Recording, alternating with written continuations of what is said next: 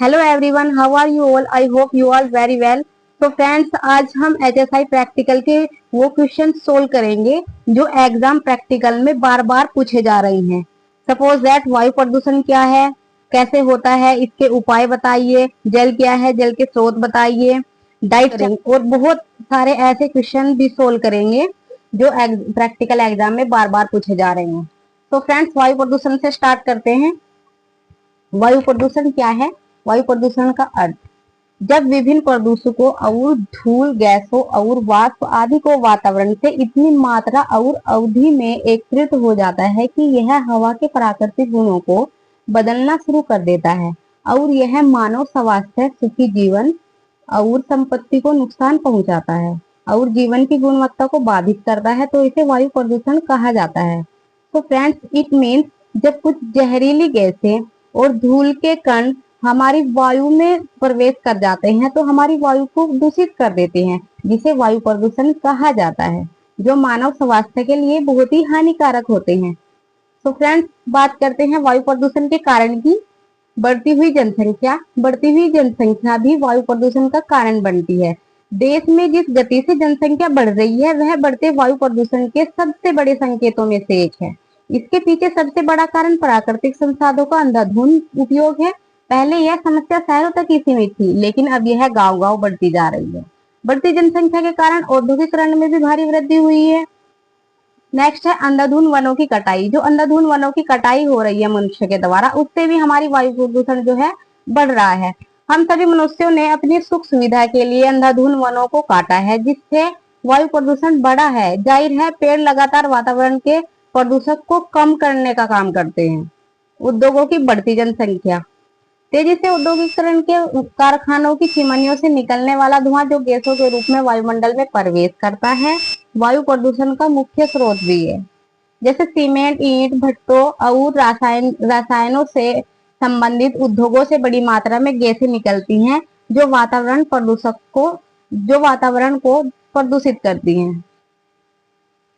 Next is वायु प्रदूषण के दुष्प्रभाव, यानी जो वायु प्रदूषण हो रहा है उससे मनुष्य के स्वास्थ्य पर क्या प्रभाव पड़ रहा है। वायु प्रदूषण मनुष्य के स्वास्थ्य पर निम्न हानिकारक प्रभाव डालता है। जैसे प्रदूषित हवा से श्वसन तंत्र प्रभावित होता है, जैसे दमा, ब्रोंकाइटिस, गले में दर्द, निमोनिया जैसे श्वसन रोग इसी का परिणाम है। प्रदूषण के कारण कैंसर, विशेष रूप से फेफड़ों का कैंसर, हृदय रोग, उच्च रक्तचाप जैसी बीमारियां भी बड़े पैमाने पर हो रही है। वायु प्रदूषण के कारण शरीर के महत्वपूर्ण अंग हृदय और मस्तिष्क प्रभावित होते हैं और दिल का दौरा पड़ने की घटनाएं भी बढ़ रही हैं। नेक्स्ट है, मनुष्य और अन्य जानवरों की तरह पौधे भी वायु प्रदूषण से प्रभावित होते हैं। इससे न केवल पौधों की वृद्धि प्रभावित होती है, बल्कि उनका उत्पादन भी कम होता जा रहा है। नेक्स्ट बात करते हैं जल के बारे में। जल ही जीवन है। जल वह तरल पदार्थ है जिसके अभाव में हम मनुष्यों, पशुओं एवं पेड़ पौधों के जीवन की कल्पना भी नहीं कर सकते। जैसा कि हम सभी जानते हैं कि मानव जीवन की मूलभूत आवश्यकताओं में से एक है वह है जल, जिसके बिना जीवन की कल्पना भी असंभव है। हम अपने दैनिक जीवन में इसका हर जगह उपयोग करते हैं। पीने के अलावा भी ऐसे अनेक कार्य होते हैं फ्रेंड्स जिनमें हमें जल की आवश्यकता होती है।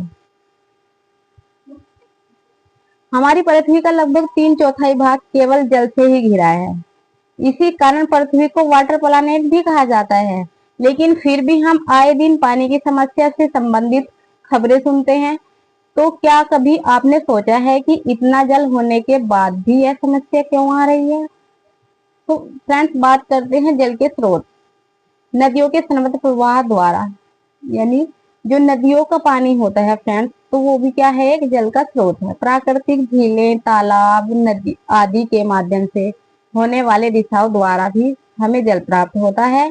कृत्रिम जल भंडारों, बांधों एवं नहरों से होने वाले रिसाव द्वारा तथा सिंचाई से वापसी प्रवाह द्वारा भी हमें जल प्राप्त होता है। तो फ्रेंड्स, बात कर लेते हैं बैलेंस डाइट की। यानी हमारा जो आहार होता है उसमें क्या क्या चीज मेंशन होनी चाहिए और कितनी मात्रा में होनी चाहिए। तो फ्रेंड्स बात करते हैं, ये क्वेश्चन बार बार पूछा जा रहा है प्रैक्टिकल में। अगर हम यहाँ पर फैट की बात करें यानी वसा की अगर हम बात करें तो फ्रेंड्स 10% जो है वो हमारे आहार में फैट्स होना चाहिए। अगर हम यहाँ पर फ्रूट्स की बात करें तो फ्रूट्स जो है फ्रेंड्स वो हमारी मात्रा में 20% होना चाहिए। एंड वेजिटेबल की अगर हम यहाँ पर बात करते हैं तो वेजिटेबल 20% होने चाहिए। अगर हम ग्रेनेज की अनाजों की बात करें तो ग्रेनेज हमारे आहार में 25% होना चाहिए। एंड प्रोटीन की अगर हम बात करें तो प्रोटीन 25% होनी चाहिए, जो कि ज्यादातर दूध पदार्थों में या फिर मांस मछली में मिलती है।